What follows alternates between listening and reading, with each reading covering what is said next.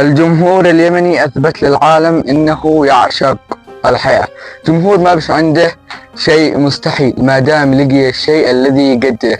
هذه المباراة لم تكن فقط 50 دقيقة، بل كانت رسالة حب أرسلها إبراهيم الخولاني لجمهوره الكبير.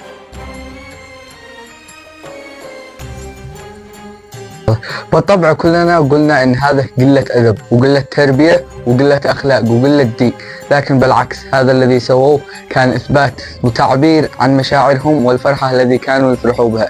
ابراهيم الخولاني وكل من ساهموا زرعوا البسمة في وجوه الكثير من الناس.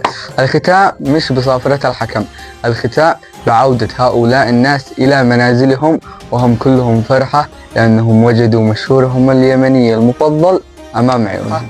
كنت معكم في تغطية خاصة، إلى اللقاء.